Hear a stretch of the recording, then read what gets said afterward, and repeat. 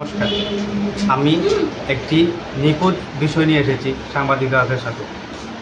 আমার বাগ্নি বাড়ি কমলপুর, বিয়ে দিয়েছিল মাছমারা অনুগুটি ত্রিপুরা পুরাডি শ্বশুরবাড়ি। তো তারা বিয়ে হয়েছে আজ 3 বছর। তারা গিয়েছিল আগরতলা মাতাবাড়িতে পূজা দেওয়ার জন্য। সেখানে গিয়েছিল বুধবারে 19 তারিখ, বুধবার 19 তারিখ 19শে মার্চ। তারা বুধবার 19শে মার্চ গিয়েছিল, আর এসেছিল শুক্রবার 21 তারিখ। তারা আসার সময় সকালবেলা ডেমো ট্রেনে আসছিল, এসে তেল্লামুড়া ডেমো ট্রেনটি স্টেশনে দাঁড়ানো অবস্থা ছিল। তারপরে বাগনি বলছিল টয়লেটে যাবে, তো টয়লেটে যে গিয়েছে, বাগনি আর ফিরে আসেনি। তো আমি এই কারণে এখানে এসেছি, যাতে আমার বাগনিকে পাওয়া যায়। আপনাদের কাছে এটি আমার আবেদন। আপনার বাগনির কী নাম? আমার বাগনির নাম হচ্ছে পিঙ্কি মালাকার।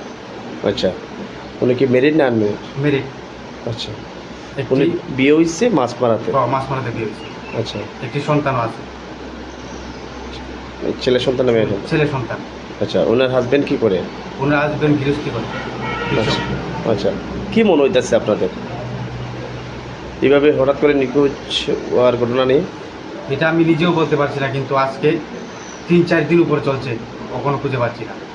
আচ্ছা, তো এই ব্যাপারটা নিয়ে আপনারা এখন থানায় মামলা করছেন? হ্যাঁ, করেছি।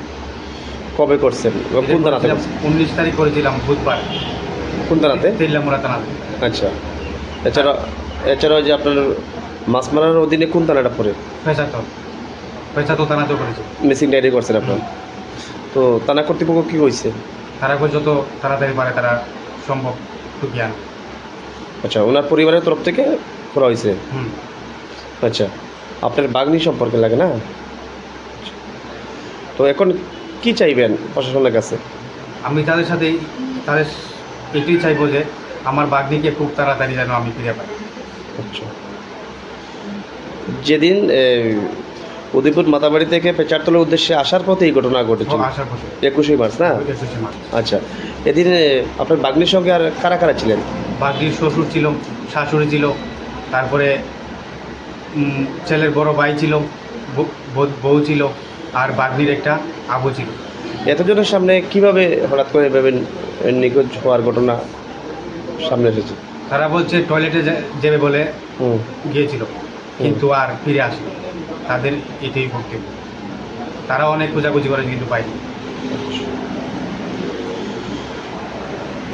এদিন তারা মোট কতজন ছিলেন? তারা 5 জন ছিলেন। আচ্ছা, ঠিক আছে।